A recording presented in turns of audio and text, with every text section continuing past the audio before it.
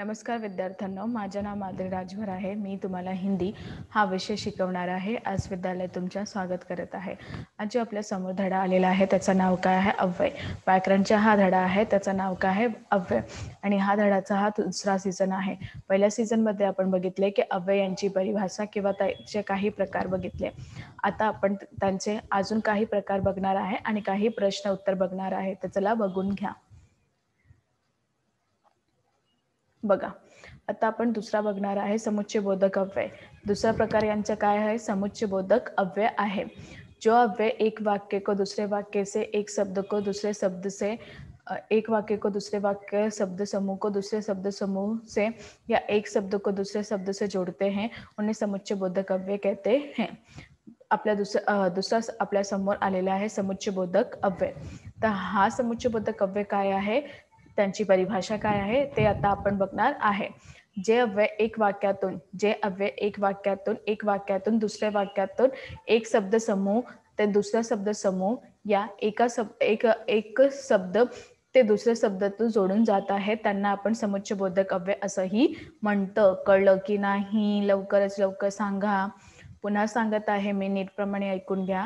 ज्या अव्यय एका वाक्याच्या दुसऱ्या वाक्यातून शब्द समूह ते दुसरा शब्द समूह यांना एक शब्दातून दुसऱ्या शब्दानं जोडून जात आहे त्यांना आपण समुच्चयबोधक अव्यय असंही म्हणतं. कळलं? जसे इथे बघा, और, तथा, या, अथवा, किंतु, परंतु, लेकिन, क्योंकि, इसलिए आदि. तर हा सगळं काय समुच्चयबोधक अव्यय आहे. बघा, यांचा शब्द काही दिलेले आहे, जसे और, तथा, अव्यय, अथवा, किंतु, परंतु, लेकिन, क्योंकि, इसलिए. हा सगळं जे आहे, बघा पुन्हा सांगत आहे मी, जसं की और, तथा, या, अथवा, किंतु, परंतु, लेकिन, क्योंकि, इसलिए आदि हा सगळं समुच्चयबोधक अव्यय आहेत. कळलं? हो. तर अजून काय आहे बघून घ्या. इथे यांचं काही उदाहरण दिलेले आहे. बघा, तीसरी बहन सोचती रही की गेहूं का क्या करो. जे तिसरी बहीण आहे ते विचार करत होती की गेहूं यांचा काय करू. दूसरा, इस तरह गांव और शहर बन गए. आणि या तर्फेही गांव किंवा शहर बनलेला आहेत. अच्छे बच्चे बड़े बच्चों को जवाब नहीं देते, इसलिए मैं जवाब नहीं दूंगा. चांगलं जो मुलं आहेत ते मोठ्या लोकांना जवाब नाही देते, याबद्दलही मी तुम्हाला जवाब नाही देणार आहे. ऊपर से स्वच्छ और सफेद हो पर मन से बड़े कपटी हो. ऊपर से खूपच स्वच्छ आणि श्वेत आहे, परंतु आतमध्ये तुम्ही खूपच कपटी आहे असं त्यांनी सांगितलेले आहे. तर हा यांचं काही उदाहरण आहे.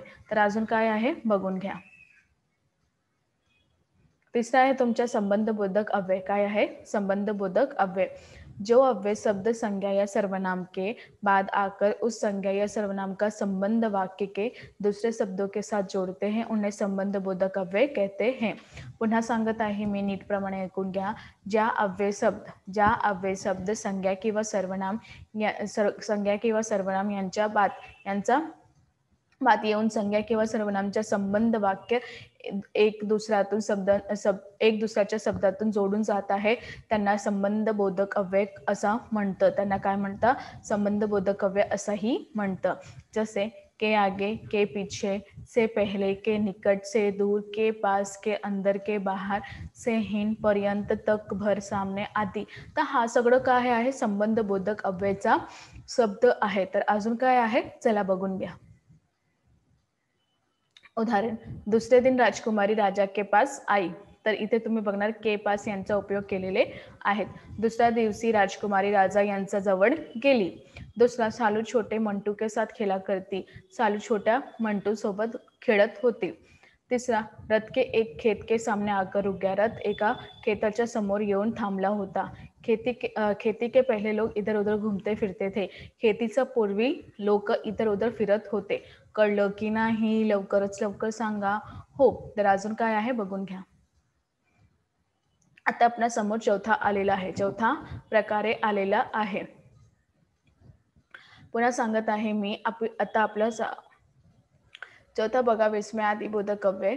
जिन अव्ययच्या संबंध वाक्याचा कोणताही पदच नाही होता, बल्कि अव्यय केवल वक्ता के आनंद, हर्ष, भय, शोक, तिरस्कार, घृणा आदि भाव को सूचित करते हैं उन्हें विस्मयादिबोधक अव्यय कहते हैं. विषमादिबोधक अव्यय काय आहे? ज्या अव्ययाला संबंध वाक्यातून कोणताही पद नाही होता, बल्कि अव्यय वक्ता यांना आनंद, हर्ष, भय, शोक, तिरस्कार, घृणा हा सगळं भाव सूचित करत आहे, त्यांना आपण विस्मयादिबोधक अव्यय असंही म्हणतं. कळलं की नाही? लवकरच लवकर सांगा. हो. आता आपण यांचं उदाहरण बघणार आहे. हे भगवान मेरी कुल्हाडी. आणि हा जे आहे विस्मयादिबोधक त्यांचं चिन्ह पण अशा प्रमाणे दिलेले जातं. क्या कुल्हाड़ी मिल गई भाई. तिसरा, आहा कितनी थंडी छाया है. आणि चौथा, अरे अरे क्या कर रहे हो.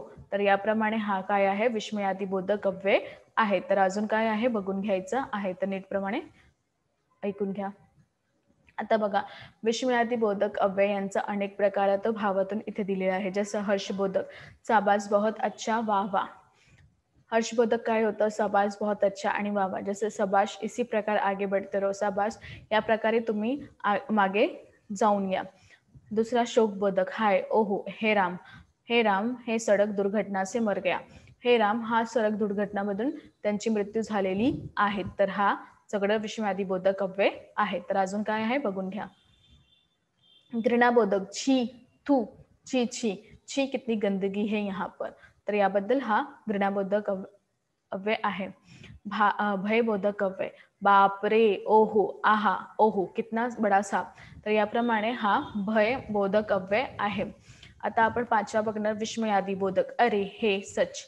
सच शैली व प्रतियोगिता जीत गई. सच शेळी एक नाव आहे, ते प्रतियोगिता जिंकलेली आहे असं त्यांनी सांगितलेलं आहे. तर अजून काय आहे बघून घ्या. क्रोधबोधक, चुप हटो धत. आणि क्रोधबोधक होता है चुप हटो धत. तुम्ही इथून जा. तो चुप देखो बकबक करते रहते हो. चुप जब देखो बकबक करते रहते. तर याप्रमाणे त्यांनी असे सांगितलेले आहे. आता सातवा संबोधन बोधक अव्यय. अरे, ओ, अरे, अजी, अजी मेरी तो भी तो सुनो. तर याप्रमाणे असंही दिलेले जात आहे. कळलं की नाही तुम्हाला? लवकरच लवकर सांगा. हो. आता इथे आपण पाहणार आहे यांच्या पहिल्या प्रश्नाचं उत्तर आहे. तर पहिला प्रश्न काय आहे? निम्नलिखित वाक्य में प्रयुक्त अव्यय पहचान कर उनका भेद लिखो. अव्यय पहचानून तुम्हाला भेद लिहायचा आहे. तर पहिलं काय? कविता की कतरने इधर उधर बिखरने पडी. कविताची जी कतरणे आहे ते इथे तिथे बिखरली आहे. तर इधर उधर क्रिया विशेषण अव्यय, इथे तिथे क्रिया विशेषण अव्यय. दुसरा आहे मित्र परिवर्तन सृष्टि का नियम है. मित्र परिवर्तन म्हणजे मित्र परिवर्तन सृष्टीचा नियम आहे. मित्र विस्मयादिबोधक अव्यय. मित्र काय आहे? विस्मयादिबोधक अव्यय. तीसरा, कल जुहू पर विश्राम कर लेंगे तो थकान दूर हो जाएगी. काल आम्ही जुहू बद्दल विश्राम करणार आहे तर आमची जे थकान आहे ते दूर होणार. तो समुच्चय बोधक अव्यय. तो काय आहे? समुच्चय बोधक अव्यय आहे.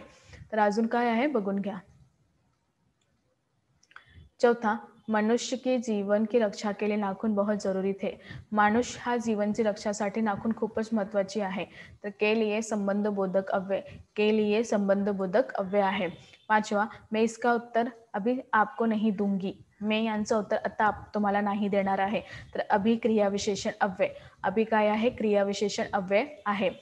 सहावा, नेल कटर नहीं मिल रहा था इसलिए श्रीमती जी घबराई हुई थी. नेल कटर नाही भेटत होता याबद्दल ही श्रीमती खूपच घाबरली होती. तर याप्रमाणे इसलिए समुच्चय बोधक अव्यय. इसलिए काय आहे? समुच्चय बोधक अव्यय आहे. तर अजून काय आहे बघून घ्या.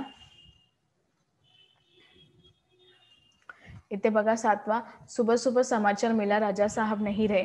सकाळी सकाळी हा समाचार मला भेटलेली आहे की राजा साहब आता नाही राहिले. तर सुबह सुबह क्रिया विशेषण अव्यय. सकाळी सकाळी क्रिया विशेषण अव्यय. आठवां, मैंने अपनी माँ के आगे स्कूल न जाने की घोषणा कर दी.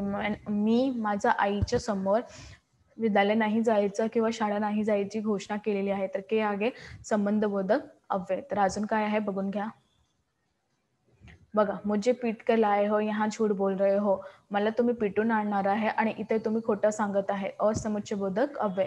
10, किवाड़ धीरे से सरकाकर दबे पाव अंदर घुसता हूँ. धीरे से क्रिया विशेषण अव्यय. तर याप्रमाणे इथे 10 प्रश्न उत्तर दिलेले आहे. तर अजून आहे का बघून घ्या. तर तुम्ही आज काय शिकलो? आज मी शिकलो की कशाप्रमाणे अव्ययाची परिभाषा बघितली आणि त्यांच्या आणखीन काही प्रकार बघितले आणि त्यांचे प्रश्न किंवा उत्तरे बघितले. प्रश्न किंवा उत्तरे बघितल्यावर असं माहिती तुम्हाला जाणार आहे की कशाप्रमाणे त्यांचे प्रश्न तुम्हाला विचारणार आहे. तर याप्रमाणे तुम्हाला मी पुन्हा सांगत आहे की सगळं नीटप्रमाणे ऐकून घ्या. जिथे तुम्हाला नाही कळाले आहे किंवा नाही असं ठाऊक आहे की काय आहे काय नाही, तर तुम्ही नीटप्रमाणे ऐकून घ्यायचं आहे. कळलं? हो, धन्यवाद.